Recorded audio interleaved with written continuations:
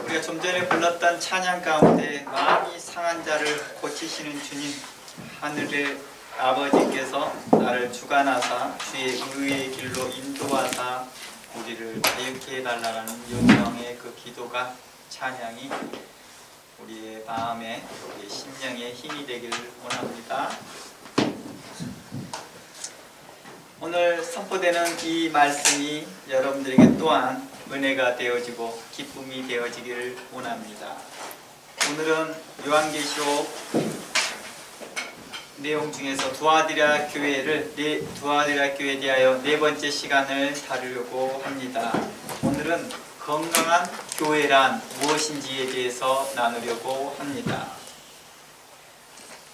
주님께서는 두아디라 교회를 칭찬하시고 난 후에 이어서 그 교회를 책망합니다. 이 책망했던 이유가 무엇이냐? 바로 그 교회의 건강을 위한 것이었습니다. 오늘의 기도처럼 우리가 주의 말씀을 인하여서 책망을 받을 때, 우리가 그 책망을 기쁨으로 받을 때 우리 마음의 건강과 우리 마음의 평안이 있고 우리 마음의 자유가 있음을 믿습니다. 계시록 2장 19절에서 21절 내용이 이렇게 말합니다. 내가 내 사업과 사랑과 믿음과 섬김과 인내를 아노니 내 나중 행위가 처음 것보다 많다라고 말합니다. 그러면서 예수님은 곧바로 책망하십니다. 예수님은 칭찬의 내용을 많이 다루기보다 책망의 내용을 훨씬 더 비중을 두어서 구체적으로 다룹니다. 지금까지 우리가 계속 에베소 교회, 서만화 교회, 버가모 교회, 또 지금 두아디라 교회를 살펴보지만 계속 이러한 패턴을 계속 유지해가고 있습니다. 사도 바울의 서신서를 보더라도요, 사도 바울은 처음 성도들을 격려하고 위로한 내용이 나옵니다. 대부분의 내용에서 아주 적은 퍼센트, 약 10%의 내용들이 그걸 다루고요, 약 90%의 내용들이 교훈과 책망과 바르게 하는 내용들이 대부분의 내용이었습니다. 오늘 계시록 내용에서도 예수님께서 두아디라 교회를 칭찬하십니다. 그리고 그 칭찬 이후에 곧바로 이렇게 말합니다. 그러나 내게 책망할 일이 있노라. 자칭 선지자라 하는 여자 이세벨을 내가 용납하였다라고 말합니다. 그 선지자가 내 종들을 가르쳐 꿰어 행음하게 하였고, 내 종들이라고 말하는 것들을 보면 이 성도들과 리더십도 함께 포함되고 있는 것 같습니다. 행음하게 하고 우상의 재물을 먹게 하는도다. 또 내가 그에게 회개할 기회를 주었을 때 그 음행을 회개하고자 아니했도다 라고 말합니다. 주님께서 이렇게 그들을 책망하셨던 내용들을 계시록 2장 본문을 자세히 살펴보더라도 알 수 있듯이 교회가 자칭 선지자 이세벨을 용납했기 때문입니다. 또한 이세벨은 선지자란 명분을 통하여서 성도들을 꾀었고, 심지어 교회 지도자들도 인도자들도 꾀어서 행음하게 하였음을 알 수 있습니다. 여기서 그 제자라고 하는 걸 보면 그들은 어떤 입장에 있습니까? 교회 리더십 중에 있는 사람들 가운데 있는 것 같습니다. 또한 그를 통하여서 우상의 재물을 먹게 하여 여러 성도들을 죄를 짓게 하였다라고 말합니다. 당시 신약교회는요, 콜레기움, 즉 협회, 상업조합과 같은 그곳에 가입하여 상업활동을 할 수 있었습니다. 이에 대한 부분은 이미 제가 서문학교회를 강의하면서 제가 자세히 다루었습니다. 참고하시길 바랍니다. 그래서 오늘은 간단히 언급하면, 콜레기움은요, 처음에는 상권과 커뮤니티를 활동을 활성화하기 위해서 만들어졌습니다. 하지만 신약시대 때는 왕권 강화 목적으로 사용되기 시작합니다. 결국 이것은 황제 숭배와 각종 우상 숭배와 그리고 우상 숭배의 교리, 곧 신인 합일로 풍요와 번영을 구하는 행위인 음행으로 연결되었던 것입니다. 이미 이 부분에서 언급했듯이 이 신일합일이란 이 교리가 곧 어디로 연결되어 있습니까? 번영과 연결되어 있었다는 것이죠.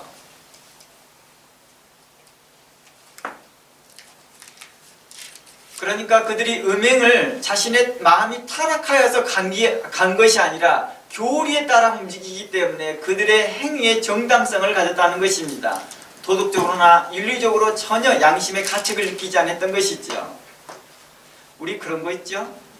전쟁을 하면서 상대방의 적을 죽이고 그에서 승리할 때 우리 마음의 양심의 가책을 느끼지 않습니다. 왜 그렇습니까? 우리는 그거에 대한 어떤 이유가 분명하기 때문입니다.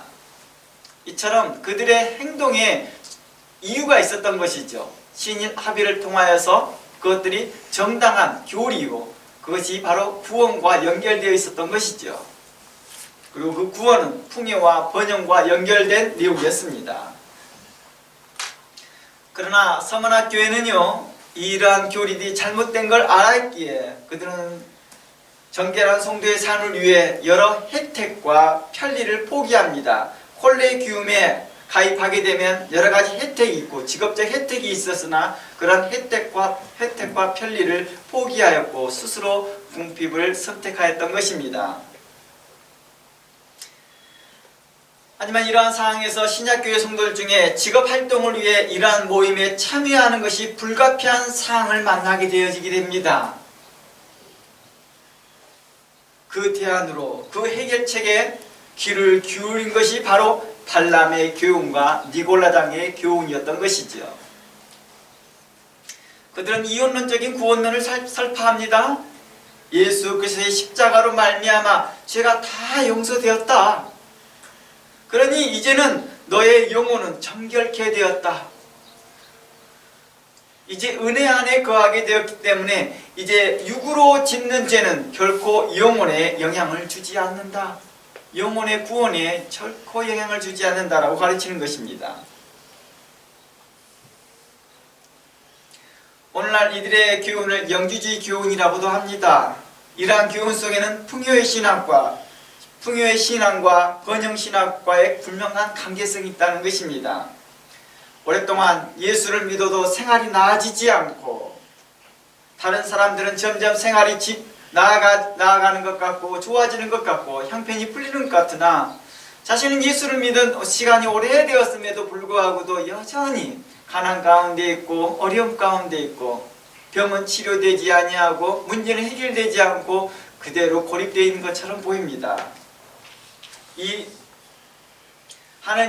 다른 사람들은 하는 일마다 잘 되는 것 같은데 자신은 하는 일마다 늘 어려움이 있습니다. 그때 우리는 그 대안으로 번영신학과 풍요신학을 붙들게 되더라고요. 이런 것들이 이제 외적으로 드러나는 것이 무당을 붙들거나 다른 신들을 붙드는 모습으로 나타나는 거겠죠. 성도로서 양심의 한편에서는 무엇을 먹을까, 무엇을 입을까, 무엇을 마실까 염려하지 말라라고 말하면서도 또 다른 한편의 양심에서는 그것을 위해 집착하고 있는 모습을 발견하게 되는 것입니다. 이러한 모습이 교회도 여전하더라는 것입니다. 목회자가 교회 개척을 하고 오랜 시간이 되었는데도 여전히 작은 무리로 구성된 것에 대하여 힘들어합니다. 그리고 말씀을 증거하는 것을 힘들어합니다. 제가 여러 목사님들을 교회를 협력하면서 만나면서 느꼈던 게 그런 것들이죠. 목사님들을 만나면서 성도 몇 사람들 두고 설교하는 걸 그렇게 힘들어 하더라고요. 왜 힘들어 합니까? 앉아 듣고 계신 성도님들이 힘들어 하는 게 아니라 전하시는 분이 힘들어 하더라고요. 그 이유가 뭡니까? 사람이 적기 때문이래요. 힘이 안 난다는 것이죠. 제가 그랬죠. 사람을 보면서 목회하지 않기를 원합니다. 전에 한 성도가 자신이 신학교를 가서 목회하기를 원한다고 말했습니다. 저는 그분에게 당신이 신학을 하는 이유가 뭡니까? 라고 물어봤을 때 그는 성공하고 싶어서 라는 마음을 감추고 다른 뉘앙스로 이야기합니다. 저는 그분의 속 상태를 간파하고 이렇게 말했습니다. 당신은 한 사람을 놓고 3년 동안 쉬지 아니한 열정과 쉬지 않은 마음과 지치지 않는 입술을 가지고 당신이 증가할 수 있는 그런 마음의 각오가 됐다 한다면 당신은 신학을 하십시오. 그리고 목회를 하십시오.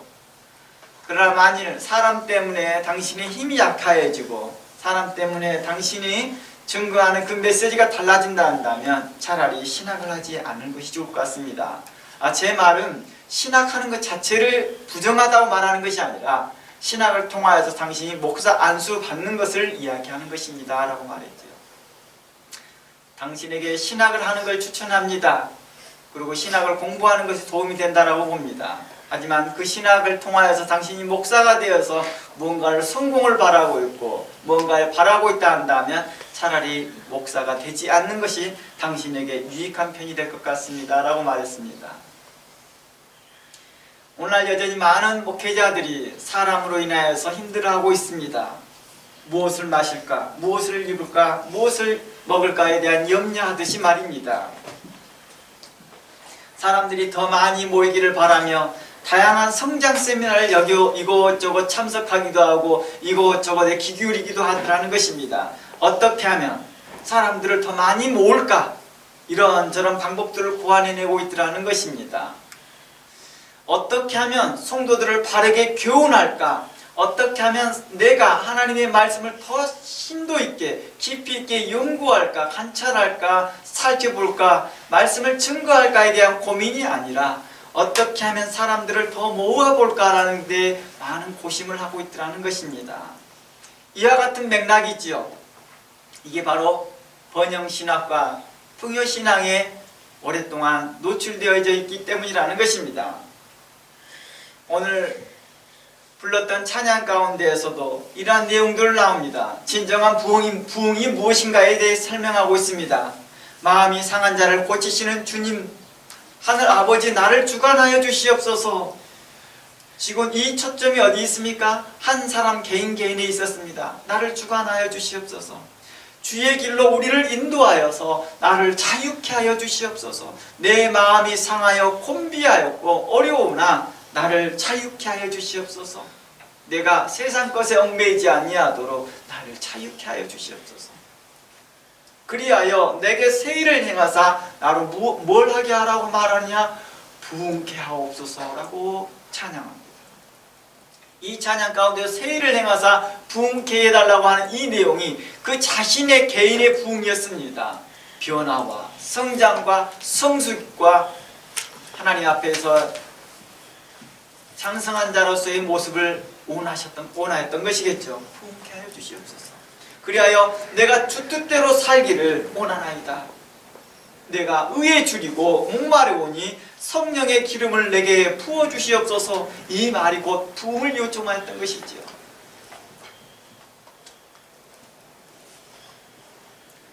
작은 무리를 모였으나 듣는 사람들은 말씀을 듣는데 전혀 어려움이 없고 도리어 의에 줄이고 목마른 그 심령에 단비가 내리같은 단비를 소망하고 있는데 전하는 사람이 그렇게 힘들어하고 있다 한다면 이는 뭔가가 문제가 있는 것이지요. 하나님의 일을 자신의 무엇으로? 성공의 발판으로 삼았기 때문인 것이죠. 성공은 글송도의 신학적 관점에서 이렇게 말합니다. 성공은 이미 그리스도를 믿는 순간부터 우리는 성공하였다라고 말합니다. 우리가 구원을 예수 그리스도로 말미암아 얻는 순간부터 우리는 성공이 되었다라고 말합니다. 이러한 성경적 가치관을 가지고 있으면서도 또 내적으로는 또 불안해하고 염려하고 심란해하고 있더라는 것입니다. 예수님께서 두아디라 교회를 대하 책망했던 내용 또 하나가 이러한 것입니다. 영지주의 교훈이 그들에게 있어서 받아들였던 이세벨은 이렇게 말하는 것이죠. 죄가 더한 곳에 은혜가 더함으로 죄를 지을수록 더욱 그리스도의 은혜에 감사하게 된다는 억지 주장을 하는 자들이 나타나기 시작한 것입니다. 영지주의 교훈 중에 그거지요. 영지주의 교훈은 이미 구원을 받았다. 그러니 육체로 범하는 죄는 전혀 죄가 되지 않는다. 이원론적인 구원론이죠. 특히 이세벨은 사단의 깊은 것을 알아야 한다라고 주장하면서 죄를 직접 깊이 체험해봐야 죄의 깊이와 하나님의 은혜의 크기를 진정으로 알 수 있다라고 주장합니다. 오늘날에도 이런 교훈을 가르치는 자들이 많이 있습니다. 생각보다 많이 있어요. 오늘날 대부분의 이단들이 이런 교훈을 가르치고, 심지어 정통 교단에 있는 목사님들이 심지어 목회자 대상으로 하는 성경 세미나에서 이런 말들을 하고 있더라고요. 제 유튜브에서 확인해봤던 내용들이었습니다. 때나 유명한 집회에서 어느 목사님이 이런 말을 하고 있더라고요. 그들은 은혜가 죄보다 크다라는 논리로 우상숭배와 음행에 참여하는 것을 합리화한 것입니다. 주의 은혜가 십자가의 보혈의 피가 우리가 짓는 죄보다 훨씬 크기 때문에 당신이 짓는 죄는 아무 상관이 없다 이겁니다. 아무런 영향을 미치지 않는다는 것입니다. 어떤 듣기에 보면 예수 그리스도의 피를 굉장히 강조하는 것 같고 십자가의 그 능력을 굉장히 강조하는 것처럼 보이지만 그 속에는 다른 마음이 있더라는 것입니다. 사도 바울은 이러한 자들을 책망합니다. 로마서 5장 20절 가봅니다. 로마서 5장 20절입니다.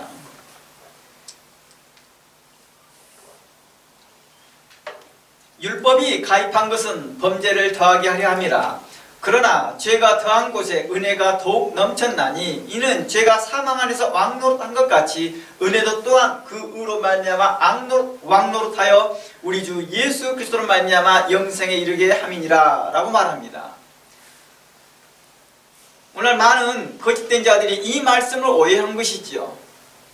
과거 신약 시대에도 바로 이러한 말씀들을 오해하였던 자들이, 이러한 교훈들을 오해하였던 자들이 바로 엉뚱한 말을 하고 있었던 것이죠. 사도 바울이 죄가 많아도 하나님의 은혜는 그 죄를 초월하여 넘친다는 것을 강조한 것이죠. 우리의 죄가 주홍같이 붉을지라도 하나님의 은혜는 그것을 덮는다라는 맥락에서 이 말씀을 한 것입니다. 그러나 이 말씀을 잘못 해석하고 잘못 이해했던 사람들을 죄를 짓는 것이 오히려 은혜를 더 경험하는 방법이다라는 말로 이해되고 있다는 것입니다. 이세벨의 교훈과 같은 맥락이지요. 그래서 로마서 5장 마지막 절에 이렇게 말하고 나오네. 6장에서는 로마서 6장에서 이렇게 말합니다. 그러므로 우리가 6장 1절 그런즉 우리가 무슨 말 하리요? 은혜를 더하게 하려고 죄에 거하겠느냐라고 반문합니다. 즉 사도 바울은 로마서 5장 20절 21절을 설명하고 난 후에 이 말씀을 오해하는 자들에게 대하여 이렇게 말하고 있는 것입니다. 그런즉 우리가 무슨 말 하겠느냐? 은혜를 더 받기 위해서 죄를 더 짓겠느냐? 죄 가운데 깊이 들어가야 되겠느냐? 라고 물어봅니다. 그럴 수 없다 라고 이야기합니다. 죄에 대하여 죽은 우리가 어찌 그 가운데 살겠느냐 라고 말합니다. 불멸고 사도 바울은 이때부터 다른 이야기를 하고 있잖아요. 그들의 주장과 다른 이야기를 하고 있다는 것입니다. 너희들이 은혜를 경험하기 위해서 죄를 더 거해라 라는 것이 아니라 이미 너희가 죄 가운데서 하나님의 은혜를 받는 사람이 그리스도와 함께 주님과 함께 세례를 받는 너희가 예수 그리스도 피로 말미암아 구원을 받는 너희가 어찌하여 그 죄 가운데 살겠느냐라고 반문하고 있다는 것입니다. 3절 무릇 그리스도 예수와 합하여 세례받는 우리는 그의 죽으심과 합하여 세례받는 줄 알지 못하느냐? 그러므로 우리가 그의 죽으심과 합하여 세례를 받음으로 그와 함께 장사되었으니 이미 죽었다라는 것입니다. 이 말은 어디에 있어요? 세상과 끝났다, 죄로부터 끝났다라고 이야기를 합니다. 이는 아버지의 영광으로 말미암아 그리스도를 죽은 자 가운데 살리신과 같이 우리 또한 새 생명 가운데 행하려 함이니라 라고 말합니다. 이 말은 어떤 말을 할까요? 이제는 세상과의 관계가 없어진 자다 라고 우리에게 말해주면서 우리로 새 생명 가운데 그리스도로 인한 삶을 살라라는 요청이었습니다. 그러나 만일 우리가 그의 죽으심을 본받아 연합한 자가 되었으면 또한 그의 부활을 본받아 연합한 자가 되어야 할 것이다. 6절 이후로 계속 말합니다. 옛사람이 예수와 함께 십자가에 못 박혔다라고 말합니다. 옛사람이라고 말하는 이유가 뭐예요? 그리스도를 알기 전 세상 풍속을 쫓았던 때를 옛사람이라 했고 이는 이미 죽었다라고 말하는 것입니다. 이 말을 죽었다라고 표현한 것이죠. 그런 너희가 어떻게 그쪽에 살 수가 있겠느냐? 이건 불가능한 일이다. 이 말은 곧 여전히 너희가 옛사람이 살아있기 때문에 그런 것 아니겠느냐라고 하는 반문이겠죠. 어찌하여 저에게 종노하렸냐라고 말합니다.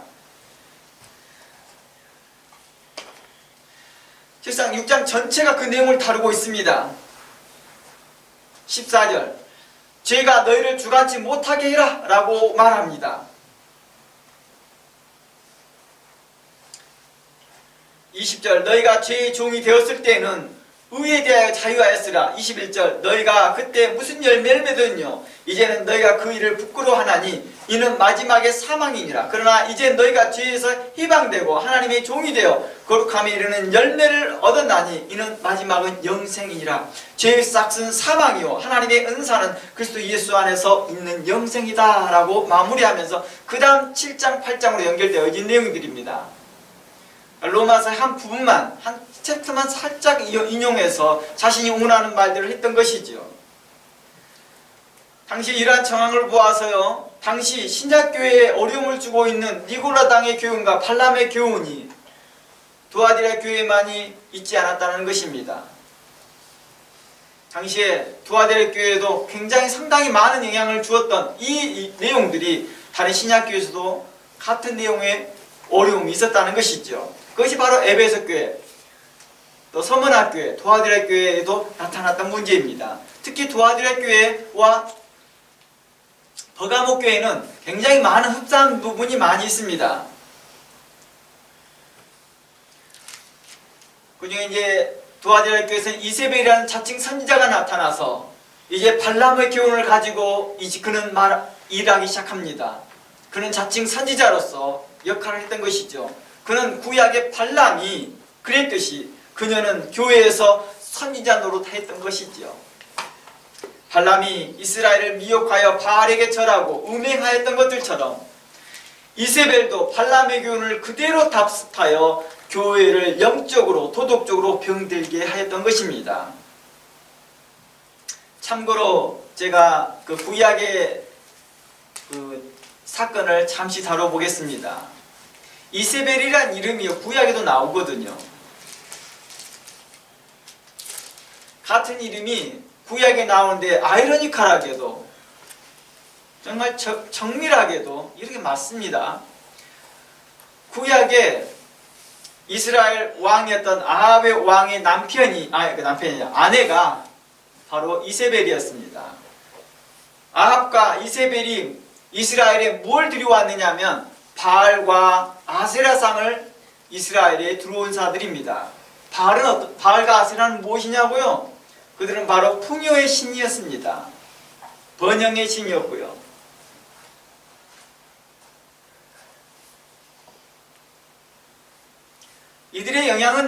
이들의 영향력이 굉장했다는 것입니다. 바알과 아세라의 영향이 얼마나 컸냐면요, 엘리야 때에 엘리야가 갈멜산에 섰을 때요, 그때 당시에 보면 바알의 선지자가 450명, 아세라의 선지자가 400명이 엘리야와 함께 맞섰다라고 나옵니다. 이것은 드러난 숫자만 450명, 400명, 곧 850명이지만 더 많겠지요. 선지자가 이런다 한다면 대부분의 백성들이, 전체 백성들이 약 98%, 99%가 다 무슨 신앙을 따라가고 있다는 거예요? 바알 신앙과 아세라 신앙을 따라가고 있다는 것입니다. 그래서 엘리야가 그랬죠. 하나님, 이제 나 혼자 남았습니다. 그때 하나님께서 음성을 줍니다. 아니다, 아직도 남아있는 자가 있다. 너 말고 7천이 아직도 바알에게, 아세라에게 무릎 꿇지 않은 자가 있다라고 말하였습니다. 그러니까 바알과 아세라가 상이 쉽게 말해서 우리가 보기에 쉽게 구분될 수 있느냐? 구분이 안 됐기 때문이죠. 하나님의 신앙과 너무 흡사하게 섞여 들어왔었기 때문이죠. 그래서 발람 사건을 보아더라도 발람이 뭘 하게 합니까? 바알을 섬기게 하잖아요. 근데 이스라엘 백성들이 그 바알을 섬깁니다. 그래서 이 사건이 부올에 일어난 사건이라고 해서 바알 부올 사건이라고 불렀던 것이죠. 무엇이 여호와 하나님의 신앙이고 무엇이 거짓 신앙인지 구분이 어려울 만큼 바알과 아세라의 영향력은 컸다는 것입니다. 오늘날 교회가 그러고 있는 모습을 제가 말하고 있는 것입니다. 무엇을 먹을까, 무엇을 마실까, 무엇을 입을까를 위해서 염려하지 말라 하면서도 또 다른 한편에서 부흥, 번영, 성장 이 이야기만 하고 있더라는 것입니다. 사람.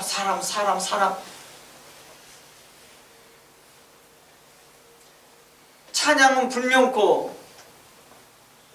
의에 죽이고 내 심령이 갈급하오니 나를 자유케 해달라고 요청하면서도 나를 부흥케 해달라고 요청하면서도 또다시 사람을 보고 또다시 주변을 보면서 사람이 많이 오는 숫자가 많이 불려나는 그 부흥을 또 기대하고 있더라는 것입니다. 이 두 마음이 계속 갈등하며 싸우면서 신앙생활하고 있더라는 것. 이러한 신앙생활의 모습을 바알을 섬기고 있다, 아세라를 섬기고 있다라고 말했던 것입니다. 바알과 아세라 모두 다 다산과 풍요를 상징하는 것이고 바알은 남신으로 대표적이고 아세라는 여신을 대표하는 것입니다. 이들은 항상 세트로 다니거든요. 세트로요.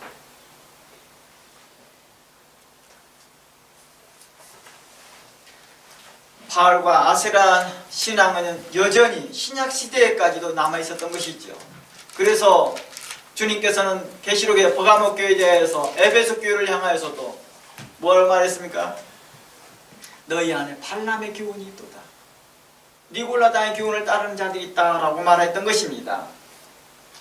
그리고 이 두아디라 교회 안에서는 바로 이 자칭 선지자 이세벨을 통해서 증거되고 있었다는 것입니다. 그 행위가 발람이 행했던 것과 똑같은 모습을 가고 있더라는 것이죠.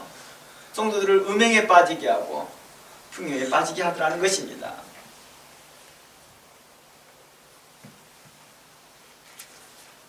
두아디라 교회는 이러한 거짓 교훈이 자칭 선지자 이세벨을 통해서 들어왔던 것이죠.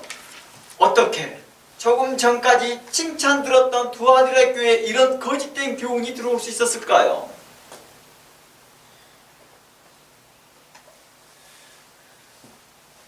두아디라 교회는 여러 가지로 칭찬 들었던 교회입니다. 그럼에도 불구하고 이런 거짓된 교훈이 그 교회 안에 들어와 있었던 것입니다. 이것은 오늘날 교회들이 관심 갖고 살펴봐야 할 문제입니다. 성장하고 발전하고 있는 교회에 이러한 어처구니 없는 일이 일어났던 것입니다.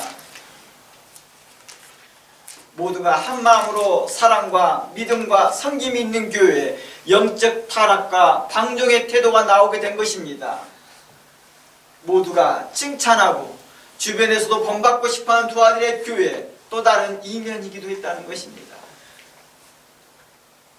이는 버가모 교회하고도 매우 흡사한 부분이 많습니다. 우리가 지난 버가모 교회 강의를 하면서 버가모 교회를 책망하신 이유를 제가 자세하게 강의하지 않았습니다. 왜냐하면 이 내용을 다루려다 보니까 준비하려다 보니까 다음 교회 두아디라 교회가 많이 겹치더라고요. 그래서 제가 이것을 두아디라 교회 쪽으로 뒷부분에 남겼습니다. 원래는 버가모 교회 때 했어야 될 내용이지만 예상치 않게끔 제가 발람의 사건을 길게 다루다 보니까 그곳에 너무 오랫동안 머무르다 보니 제가 이쪽으로 넘겼습니다. 어차피 중복되니까요. 그래서 오늘은요 두아디라 교회와 버가모 교회에 대한 책망했던 내용을 함께 다루려고 합니다. 같이 중첩되기 때문에 같은 내용으로 설명하려고 합니다. 그러면서 두아디라 교회를 책망하신 이유를 우리가 살펴보고 두아디라 교회와 버가모 교회를 책망하셨던 이유를 살펴보면서 우리가 추구해야 할 건강한 교회란 어떤 교회인지를 살펴보려고 하는 것입니다. 우리가 추구해야 할 교회, 우리가 가야 할 교회, 가야 할 방향, 신앙의 태도는 어느 쪽인지를 살펴보려고 하는 것입니다. 물론 오늘날요 버가모 교회나 두아디라 교회만큼만 해도 좋겠다라는 생각도 있지만 베드로 전서의 말씀처럼, 지난주에 우리가 살펴보았던 베드로 전서의 말씀처럼, 오직 너희를 부르신 거룩하신 이처럼 너희도 모든 행실에 거룩한 자가 되라 함과 같이 우리가 거룩함을 추구해야 하기 때문에 이 말씀을 더 자세히 살펴보려고 하는 것입니다. 실질적으로 도와드릴 교회만큼만 해도요, 정말 대단한 교회예요.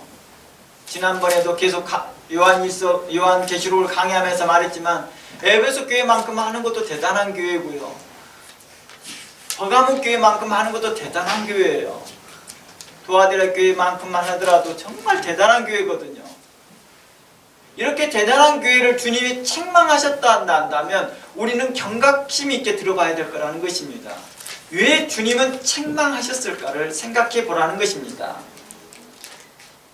우리는 쉽게 칭찬에 안주하며 그 말에 익숙하다 보면 우리 안에 바로 이런 영주주의적인 신앙, 번영신학과 같은 잘못된 교훈이 우리 안에 침투되어 있다는 사실들을 발견하지 못할 때가 있더라는 것입니다. 내가 주님 앞에 거룩할 거라고 생각하였으나 막상 주님 앞에 나아갔을 때 주님께서는 도리어 책망하실 수 있다는 것을 우리는 생각해 봐야 할 것입니다. 나는 예수 그리스도 말미암아 구원받았으니까 나는 아무 문제 없어 라고 하는 이런 영주적 신앙에서 벗어나야 할 것입니다. 이제 건강한 교회를 향해 우리가 무엇을 추구해야 할지, 두아드라 교회와 버가모 교회, 그리고 추가적으로 제가 에베소 교회를 좀 살펴볼 것입니다. 이걸 비교하면서 주님께서 우리를 향하여서 전하신 그 메시지를 다시 한번 살펴보기를 원합니다. 주님의 책망의 대상이 발람과 니골라당의 교훈을 따르는 자들에게 직접 향하지는 않고 있더라는 거예요. 버가모 교회하고 두아드라 교회를 보면 실질적으로 잘못은 누가 했습니까? 이세벨이 잘못했잖아요. 그리고 발람의 교훈을 따르는 자들이 잘못한 거잖아요.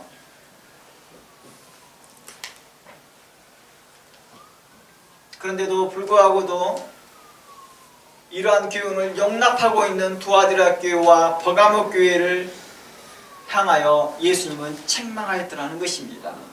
뭘 의미할까요? 우리 지난번에 버가모 교회를 살펴보았을 때도 버가모 교회 전체가 발람의 교훈을 따른 것도 아니었거든요. 니골라당의 교훈을 따른 것도 아니었습니다. 몇몇 적은 사람들이었습니다. 오늘 두아드라 교회도 마찬가지로 예수님이 직접 언급합니다. 자칭 이세벨이라는 자를 지적합니다. 그가 바로 발람의 교훈을 따라 행하는 모습을 말합니다. 그럼에도 불구하고도 주님께서 교회를 책망하신 이유가 뭘까요? 왜 교회를 책망하였을까요? 그것은 바로 교회 안에 잘못된 가르침을 따르는 자들이 있다는 것은 교회가 어떠한 방식이든 그러한 자들을, 그러한 교훈을 용납했기 때문이겠죠. 이는 동시에 교회 안에 잘못된 가르침에 대한 단호한 대처를 하지 아니하고 공동체에 머물게 하였던 것을 지적한 것입니다. 만약 교회가 이러한 교훈을 따르는 자들과 그 교훈에 대하여 단호하게 대처하였고 정결하게 대처하였고 하나님께서 말씀하신 것 같이 내가 거룩하니 너희도 거룩하라 함과 같이 그들이 거룩함을 추구하였다 한다면 이러한 책망을 받지 않았을 것입니다. 교회가 당회를 열어 치리할 수 있는 치리권이 있습니다. 그러니까 교회인 성도 한 사람 한 사람뿐만 아니라 교회 전부가 모여서 당회를 열 수 있거든요. 그리고 치리할 수 있는 치리권이 교회가 있다는 것입니다. 이건 교회에 주어진 권한입니다. 교회는 그 거짓된 선지자를 책망하거나 파문시키지 않았다는 것입니다. 할 수 있는 권한이 있음에도 불구하고도 그 권한을 쓰지 않는다는 것입니다.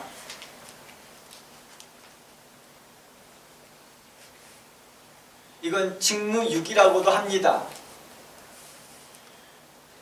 이는 주님께서 순전한 믿음으로 신앙을 지켜온 교회 전체 신앙을 폄하하려는 것이 아닙니다. 그들이 그동안 두아드라 교회와 버가모 교회가 지켜왔던 그 신앙 자체를 다 무시하고 너희 신앙 별거 아니야 라고 폄하하고자 한 것이 아니었던 것입니다. 이곳의 초점은 교회의 지도자들에게 더 깊이 관여하고 있다는 것입니다. 그러므로 주님께서 교회에 대한 책망은 교회 리더십에 더 초점이 맞춰져 있습니다. 교회 공동체 전체를 다 말하기보다는 그 중에서도 리더십에 더 초점이 있다는 것입니다. 그 예로 20절 한번 가봅니다. 2장 20절, 내게 책망할 일이 있노라 라는 말씀은 교회 전체에 대한 책망이지만 그 직접적인 원인은 교회 리더십이 발람의 교훈과 이세벨의 교훈과 니고라당의 교훈을 용납했기 때문이지요. 누가 용납을 하는 거예요? 최종 결정으로요? 리더자들이요. 이는 리더십이 마땅히 해야 될 영적 분별력과 단호함을 보여주지 못하고 잘못된 가르침과 제약을 교회 안에 허용했다는 것입니다. 좀 전에 우리가 읽어봤지만, 계시록 2장 말씀을 읽어봤지만 주님께서 이렇게 말합니다. 교회 제자들을 또한 뭐예요? 미혹하여서 라고 말합니다. 교회 리더십들도 또한 미혹을 함께 당하더라는 거예요. 얼마 전에 또 알 수 있지만 어느 교단에서 구원파적인 구원론을 가지고 있는 사람들을 용납합니다. 이유가 뭡니까? 교회 전체가 그걸 용납했나요? 아니었습니다. 리더십들이 그걸 좋게 생각하니까 받아들이는 것입니다. 그리고 교회 전체는, 노예 전체는 수동적으로 그걸 받아들여지게 된 상황이 되어진 것이겠죠. 이로 인하여 다른 성도들이 가져야 될 분별력과 기준점들이 흐려지기 시작했다는 것입니다. 그리고 그 죄에 함께 동참하는 자들이 많이 발생하게 된 것입니다. 그리고 두 번째로 한번 가볼게요. 2장 24절 가봅니다. 24절에 뭐라 나옵니까? 두아디라에 남아있어 이 교훈을 받지 아니하고 소위 사단의 깊은 것을 알지 못하는 너희에게 말하노니 다른 짐으로 너희에게 줄 것이 없노라. 다만 너희에게 있는 것을 내가 올 때까지 굳게 잡으라 라고 말합니다. 이곳에서 보면 주님께서는 교회를 책망하시고 난 후에 24절에서는 사단의 교훈, 그러니까 그 교훈을 받지 아니하는 자들을 향하여서 뭐라 합니까? 칭찬하듯이 말합니다. 다른 짐을 내가 너에게 지울 것이 없다. 다만 너에게 있는 것은 내가 올 때까지 굳게 잡으라고 말합니다. 뭘 의미합니까? 우리 그런 거 있더라고요. 교회 안에서도 목사님이 그렇게 타락하여서도요, 신실한 신앙을 가진 자들이 있더라는 거예요. 이건 이미 구약시대에서도 또 예수님 시대 때도 자주 발견했던 것이었습니다. 바리새인과 서기관들이 외식하고 탐욕을 가지고 있었고 제사장들이 타락하여서도 여전히 그 안에 의를 증거하는 자들이 있었다는 것입니다. 의인 스가랴가 있었고 엘리사벳이 제사장들이 있었습니다. 그 안에 세례 요한이 있었고요. 그 안에 니고데모가 있었고 아리마대 요셉이 있었던 것입니다. 그들은 다 간원들이었고 그들은 제사장들이었으나 선한 사람들이 있었다는 것입니다. 또한 의를 향한 간절한 마음, 경건한 의인들이 여전히 그들 가운데 있더라는 것입니다. 하나님은 바로 그들을 향하여 말함 칭찬한 것입니다. 그리고 마지막 세 번째로 우리가 이 계시록 7교회 편지에 대해서 관하여서 잊어서는 안 될 것이 바로 이 서신이 바로 각 교회 사자들 곧 리더십, 속사도, 감독, 교부, 목사, 장로, 전도자, 선생에게 먼저 하신 말씀이라는 것입니다. 대략 이런 것이죠. 계시록 2장 1절 보면 에베소 교회 사자에게 편지하라. 편지한다. 이 사자가 누구예요? 리더십들이라는 거예요. 리더십들. 목회자라는 뜻이죠. 두 번째, 서문학교에서도 동시에 교회의 편지의 사자, 그 교회의 사자에게 편지하라. 버가모 교회의 사자에게 편지하라. 그리고 오늘 본문 2장 18절에도 두아디라 교회의 사자에게 편지하기를 이라고 말합니다. 그 눈이 불꽃 같고 그 발이 빛난 주석과 같은 하나님의 아들이 가라사대 하면서 말씀하신 것입니다. 이처럼 이 서신은 제일 첫 수신자는 바로 각 교회 목회자들과 지도자들이었다는 것입니다. 교회 리더십들이었다는 것입니다. 목회자는 진리를 비추는 등불과 같은 사람들입니다. 만일 그 등불이 희미하게 되면 온몸이 어떨까요? 어둡겠죠.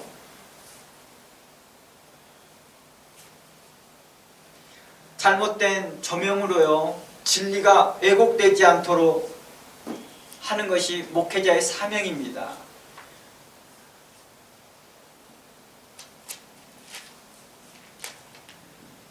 진리가 왜곡되지 않도록 하려면, 그 길이 왜곡되지 않게 보이게 하려면 어떻게 해야 될까요? 밝히 들어 보여야 되지 않겠습니까? 목회자는 이 사명을 갖고 있는 자들입니다. 목사는 뭘 더 해야 될까요? 왜 목사는 신학교를 많게는 7년, 저는 7년 넘게 나왔지만은 7년 넘게 다니고, 어떤 사람은 최소한 3년 이상을 다녀야지만이 목사 안수를 받을 수 있을까요? 왜 그렇게까지 열심히 공부하고 나서 다른 일반 성도들과 똑같이 행동하면 안 되겠잖아요. 왜 그렇게 공부하라고 했을까요? 성경을 깊이 연구하고 해석하여서, 바르게 해석하여서 밝히 비추라는 명령을 받았기 때문이지요. 목회자는 바른 말씀과 바른 신앙 안에서 바르게 성경을 해석하여 성도들에게 바르게 비춰줘야 된다는 것입니다. 바르게 조명해줘야 된다는 것입니다. 그리고 만일 교회에서 거짓되고 잘못된 성도의 태도에 대해서, 그리고 이단적 교훈이 있다 한다면 진리 안에서 헐면고 책선해주고 책망해주고 바르게 해줘야 되는 것이 바로 목회자의 사명인 것입니다. 예서 믿음을 지키고 환난과 어려움에도 성도들은 신앙을 지켜왔는데, 만일 교회의 지도자가 거짓된 것을 용인하게 된다면 이는 교회를 돌보는 책임을 다하지 못하는 것이고, 이는 하나님께서 버가모 교회와 두아디라를 책망하신 이유이기도 하더라는 것입니다. 만약 그 교회는 점점 어두워지겠지요. 주님께서 이렇게 말합니다. 내 눈이 어두우면 온몸이 어두울 것이라 말합니다. 밝히 보여야 할 눈이 보지 못함으로 교회의 온몸이 어두워지고 있더라는 것입니다. 밝히 비춰줘야 할 등불이 제대로 비춰주지 못하고 있으니 교회가 어두워지기 시작하는 것입니다. 마치 엘리 선지자 때 자신의 두 아들을 제대로 책선하지 못하고 책망하지 못하고 돌아보지 못한 것에 대한 책임을 묻는 것처럼, 주님께서는 버가모 교회와 두아디라 교회 리더십들을 그들에게 책임을 묻고 있다는 것입니다. 회개해라 라고. 이곳에 우리가 목회자가 가져야 할 책임의 무게를 갖는 것입니다. 목회자가 가져야 할 책임의 무게가 무엇이냐고요? 바로 바르게 하는 것입니다. 단순하게 담임 목사로서의 위치를 견뎌내야 할 책임이 아닌 것입니다. 하나님의 말씀을 따라 성도들을 의롭게 선하게 인도하고 바르게 하고 교훈하고 책선해야 할 책임인 것입니다. 만일 대통령의 위치에서 그 무게를 감당해야 할 것이 그냥 그 위치를 감당할 거라 한다면 왜 그를 대통령으로 세웁니까?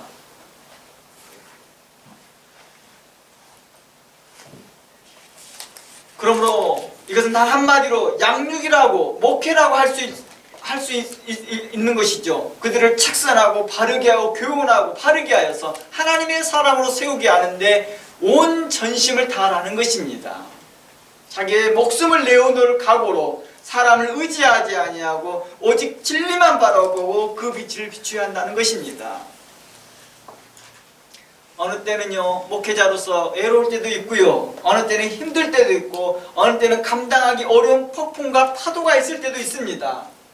그럴 때에도 묵묵히 그 자리에서 큰 파도와 큰 바람을 이기면서 인내하며 비추는 등불처럼 바른 길을 안내해 줘야 한다는 것입니다.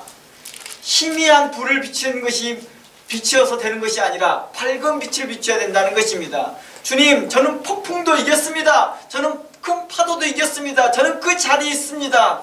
하나 그 불빛이 흐릿하다 한다면 있으나 마나한 거죠. 견디고 있는 것이 문제가 아니라 얼마나 밝게 비치고 있느냐인 것입니다. 그게 바로 목회자가 가져야 할 책임의 무게인 것이죠. 그 자리에 버티고 있는 것이 책임의 무게를 건드리는 것이 아니라 그 자리에 버티면서 파도와 풍랑을 맞을 때에도 여전히 밝은 빛을 낼 수 있도록 하는 그 책임을 가져야 한다는 것입니다. 이 무게를 견뎌야 된다는 것입니다. 말씀을 다른 말씀과 희석하지 아니하고 타협하지 아니하고 진리의 말씀을 바른 진리가 돼서 진리가 될 수 있도록 바르게 비춰야 될 사명이 있는 것입니다. 사람이 많이 모이기를 바라보면서 진리를 흐릿흐릿하게 놔둔다 한다면 어떻게 될까요? 자주 그러더라고요. 자주. 알고는 있으면서 용인합니다. 알고는 있으면서도 그냥 놔둡니다. 이유가 뭐예요? 혹시 그가 떠나가 버릴까봐. 혹시 그 사람이 나가버릴까봐.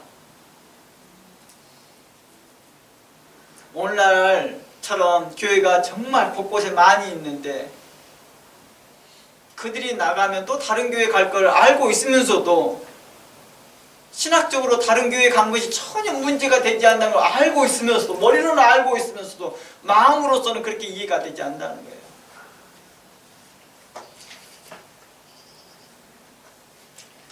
자기 아니면 안 될 것처럼 생각하고 있더라는 것입니다.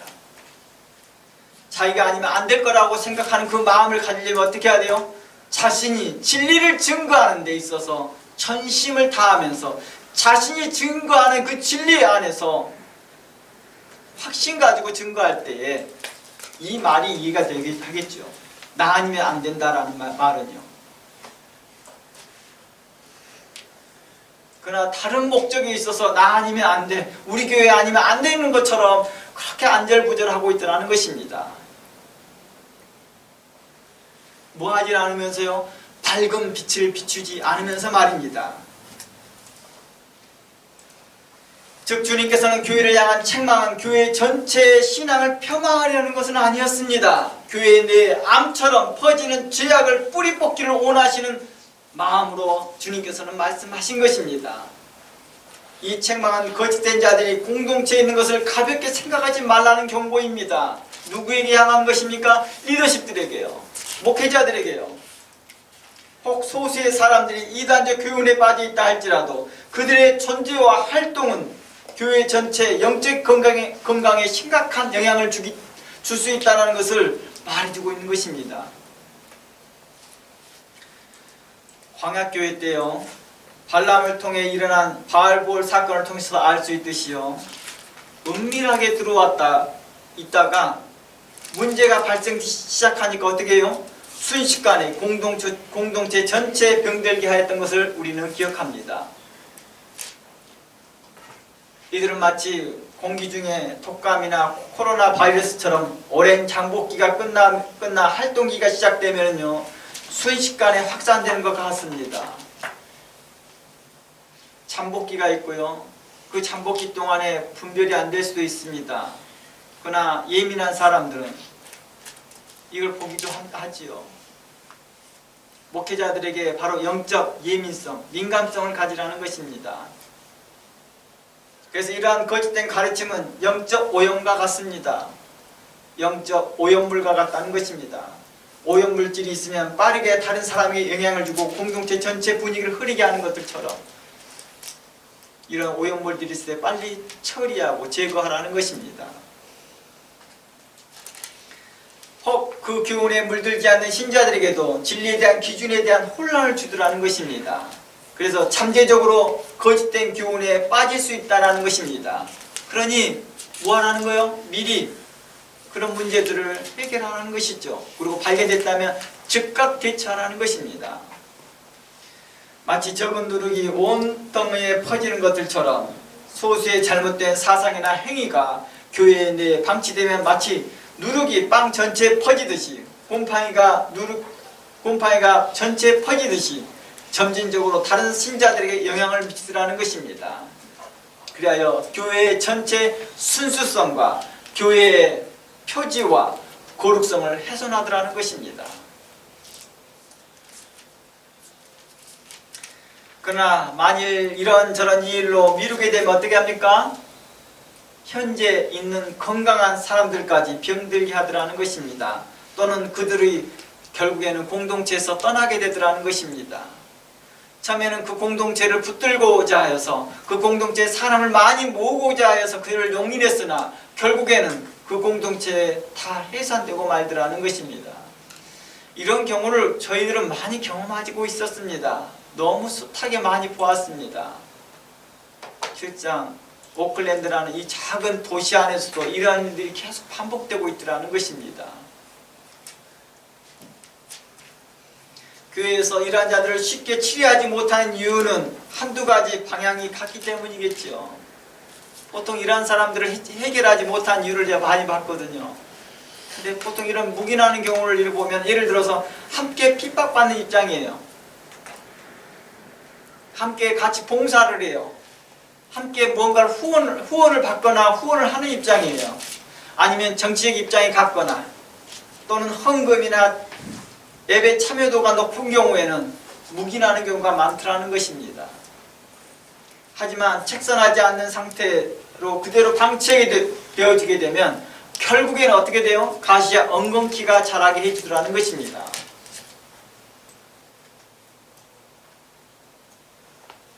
사랑과 합이라는 명목으로 그들을 교제하게 하고 교류하게 된다면 곰팡이를 집안 안에 키우는 꼴이 되더라는 것입니다.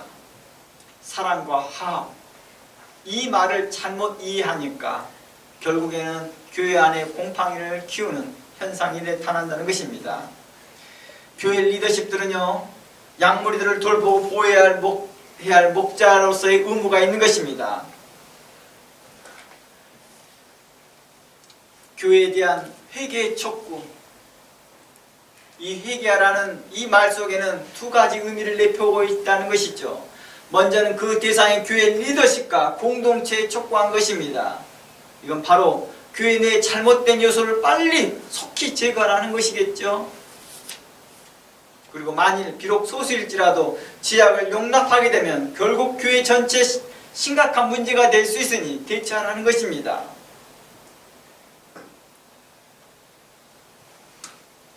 비록 두아디라 교회처럼 이세벨에게 직접 회개를 촉구하는 내용들이 없다 할지라도요, 버가모 교회나 같은 경우에도 그들에게 있어서 회개하라는 이 내용 가운데에서는 그 교훈을 따르는 자들에게 직접 회개를 요청하는 내용과 함께 되어 있다는 것입니다. 그러니까 회개하라는 이 내용은 두 가지로 양면성을 가지고 있는 것입니다. 첫 번째로는 교회 리더십들에게 왜 그걸 빨리 대처하지 못했느냐라는 것이고, 두 번째는 그 대상자들이죠. 그 죄를 범한 대상자들에게 대하여서 회개하라는 것입니다. 두아디라 교회 같은 경우에는 이세벨에게 직접 향합니다. 이세벨에게 회개하라 이렇게 말을 한 겁니다. 그러나 다른 본문에서는 버가모 교회 같은 경우는 그런 내용이 나오진 않았습니다. 하지만은 이해가 나오지 않았다 할지라도 같은 맥락에서 이해한다는 것입니다. 21장 가보시죠. 계시록 22장 21절. 내가 그에게 회개할 기회를 주었으되 라고 말합니다. 누구입니까? 이세벨에게 회개할 기회를 주었대요. 그리고 그 음행을 회개하고자 아니했다라고 말합니다. 회개할 기회를 주었으되 회개하지 아니하였다라는 것은 뭘 의미합니까? 이 두아디라 교회를 자세히 살펴보면 뭔가를 대체했던 것 같아요. 그렇죠? 교회에서 뭔가를 대처를 했던 것 같아요. 그러나 이것을 어떻게 했어요? 적극적으로 행하지 않았던 것 같습니다. 적극적으로요. 회개할 기회를 주었으되 회개하지 아니하였도다. 22절. 볼지어다 내가 그를 침상에 던질 터이요. 여기서 침상에 던질 터이요 라는 말은 무엇이냐면 이세벨을 어떻게 할 거냐? 병중에 눕게 할 것이다 라는 것입니다. 그리고 또한 그로 더불어 간음하는 자들도 그의 행위를 회개치 아니하면 큰 환난 가운데 던져질 것이다 라고 말합니다. 당시에 이런 음행하는 사건으로 인해서 매독이 많이 발생했다 합니다. 그래서 그런 사람들이 결국에는 침상에 눕게 되는 거겠죠. 그로 더불어 간음한 자들도 함께 이러한 환난 가운데 던져질 것이다 라고 말하는 것입니다. 즉 표면적으로 드러나는 것은 육적으로 병이 들겠지만 내면적으로 이미 영혼이 파괴될 것을 이야기하고 있는 것입니다. 그러므로 회개하라고 말합니다. 주님은요, 악한 자에게라도 그가 회개하기를 원하시더라는 것입니다.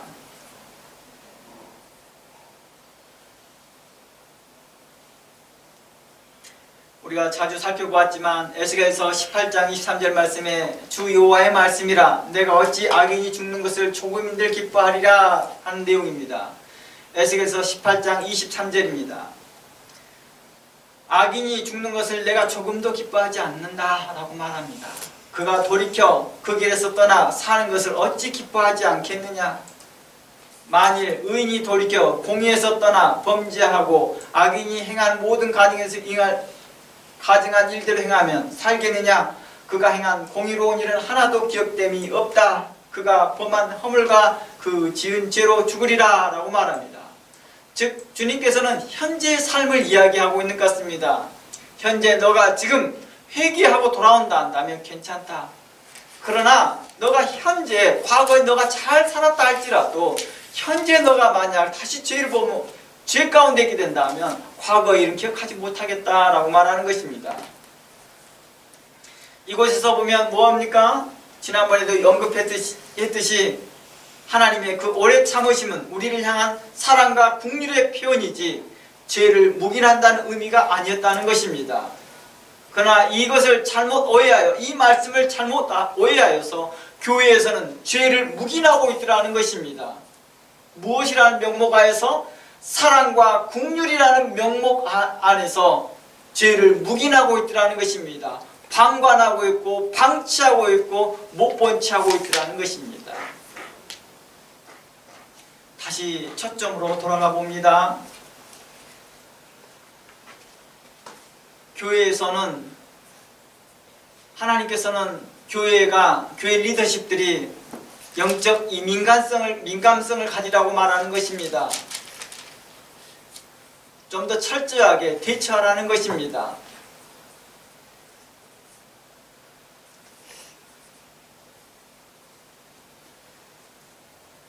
만일 두아디라 교회와 버가모 교회가 소수의 발람의 교훈과 니고라다의 교훈 때문에 책망을 받았던 이 내용들에 대하여서 교회가 그 소수의 문제를 해결하지 않고 방치함으로 해서 교회 공동체 전체에 위협감을 주고 문제가 발생될 것을 분명히 경고하였는데 불구하고도 만약 이 문제를 해결하지 않는다 한다면 에베소 교회와 같은 현상이 나타나겠죠. 결국에는 그 기능을 하지 못할 것이다. 그리고 거기에서 남아있는 의로운 자들은 흩어질 것이라고 말하는 것입니다. 공동체 안에 그 지약을 놔두게 되면 쓴뿌리처럼 자라 공동체 전체에 병들게 하고 번영신학으로 말미암아 가시와 엉겅퀴가 온 밭에 자라게 되고 성도들이 세상 풍속에 빠지게 되더라는 것입니다. 또한 재물의 유혹에 빠져 말씀의 영향력은 사라지고 세상의 풍조와 거짓 교훈이 거세게 밀고 들어오더라는 것입니다. 한 시대가 늘 그리웠습니다. 당시에 정말 목사님들조차도 신학을 하면 무엇하냐 이런 말들을 단상에서 쉽게 해버렸어요. 그때는 풍요신학이 번영신학이 너무 막강하게 교회 안에 몰아닥쳐 왔을 때였습니다. 그러나 다행스럽게 많은 신학자들과 의로운 사람들이 신실하게 말씀을 증거하며 선포하면서 다시 우리는 제자리에 자리를 잡고 있습니다. 그럼에도 여전히 교회 가운데 이러한 신학들이 영지주의 신학과 번영신학이 여전히 남아있더라는 것입니다. 심지어 우리 마음 가운데 남아있더라는 것입니다. 지나친 관용은 니골라당과 발람의 교훈을 수용하게 되더라는 것입니다. 그렇다고 철저한 사상 검증과 철저한 그들에 대하여 판단은, 처벌과 심판은 사랑이 식어지게 하더라는 것입니다. 너무 지나친 사상 검증, 그리고 거기에 대한 처벌에 대하여서는 하나님의 사랑이 그곳에 식어지게 되더라는 것입니다. 이처럼 지나친 관용과 지나친 엄격함 사이에는, 균형을 잃은 교회는 에베소 교회와 버가모 교회와 두아델 교회에서 우리는 발견할 수 있던 것입니다.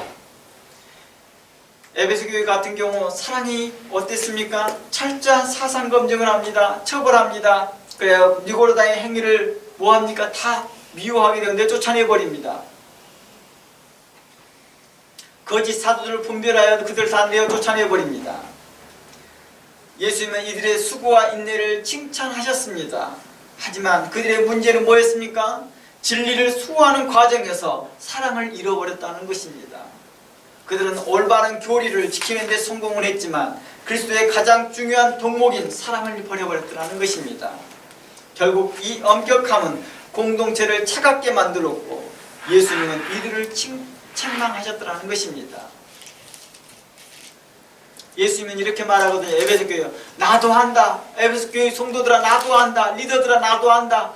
나도 니골라당의 교훈을 미워한다. 나도 미워한다.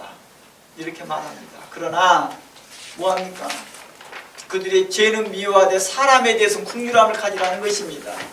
그들의 계속 회개를 촉구하고 그들에게 긍휼한 마음으로 그들을 책망하라는 것입니다. 그들 안에 미움의 감정을 두면서 그들을 책망하지 말고 선한 마음을 갖고 책망하라는 것입니다. 이미 이 내용은 제가 에베소 교회 강의를 하면서 계시록 내용에서 계시록 7교회 첫 번째 교회를 다루면서 이미 다뤘던 내용이 참고하시기 바랍니다. 에베소 교회 리더십들에게 말합니다. 그들에게 미운 감정 갖지 말고 악한 감정 갖지 말고 그들을 긍휼한 마음으로 책선하라. 오늘날에도 그렇습니다.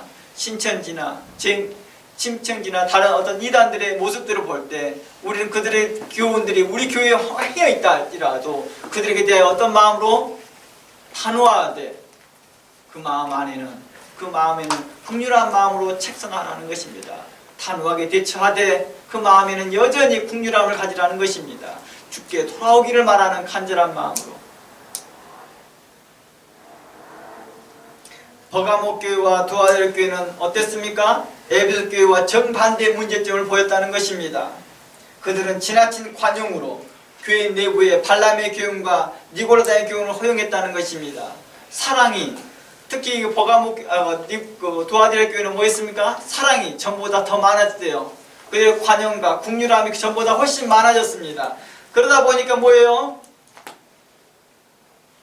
그들은 수용하게 되는 것까지 연결되더라는 것입니다. 그들은 사랑과 믿음과 헌신과 봉사 그리고 세상의 압력에도 굴복하지 않고 끝까지 인내했음에도 불구하고도 거짓 교훈을 퍼뜨리는 자들, 발람의 교훈과 이세벨의 교훈과 니고라당의 교훈들을 용납함으로써 교회 공동체 전체를 위험에 빠뜨리게 하더라는 것입니다. 이들의 간용은 영적 분별력의 부재로 이어졌던 것이죠. 결국 교회를 오염시키게 하더라는 것입니다.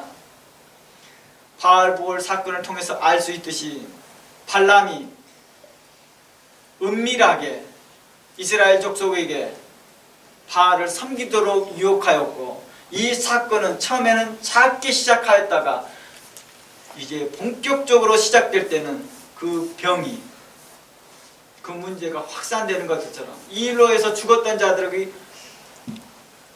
자들을 성경은 기록하고 있습니다. 하루에 그렇게 많은 사람들이 죽어나가기 시작합니다. 이처럼 교회 안에서 잘못된 일들에 대해서 성경은 이렇게 말하고 있었던 것입니다. 에베소 교회, 버가모 교회, 두아델 교회 사례들은 교회가 건강하기 위해 뭘 해야 될까? 사랑과 진리의 균형이 얼마나 중요한지를 우리에게 보여주고 있었다는 것입니다. 우리 교회는 이걸 잘해요. 저희 교회는 이걸 잘해요. 그 잘한 건 정말 칭찬받아야 될 일입니다. 그러나 그 다른 이면에 이것은 잘하지만 저것은 못해요라는 말을 숨겨져 있는 이 못한 것에 대해서 우리는 집중해야 할 것입니다.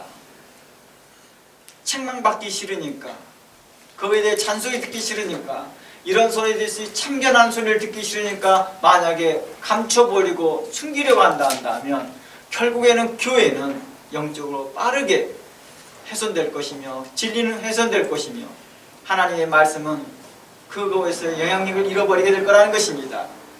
우리가 명심해야 할 것은 사랑이 없는 진리는 차갑더라는 것입니다. 그것이 아무리 진리라 할지라도 그 안에 사랑이 없다면 그 진리는 차갑더라는 것입니다. 그리고 지나치게 엄격하고 지나치게 냉랭하더라는 것입니다. 반대로 진리가 없는 사랑은 어떻습니까? 죄를 용인하게 되더라는 것입니다. 그리고 관용으로 변질되어지기 시작하더라는 것입니다. 진리가 없는 사랑은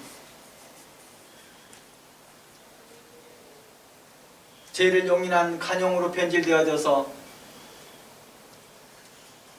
죄가 풍성해지는, 죄가 더 많아지는, 다양한 거짓된 것들이 풍성해져 버리는 그런 일들이 발생하더라는 것입니다.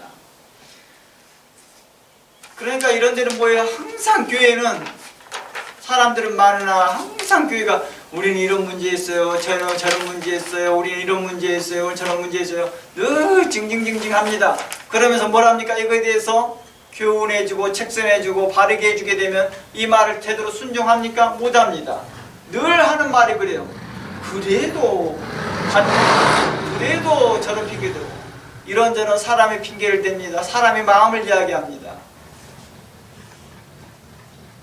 그러므로 건강한 교회는 그리스도의 사랑으로서 서로를 섬기되 동시에 말씀의 진리로 무장하여 거짓을 단호하게 배격할 수 있는 그런 마음, 그런 태도가 가져야 할 것입니다. 이게 바로 건강한 교회가 추구할 방향인 것이죠. 진리와 사랑이 균형 있게 있어야 되겠지요.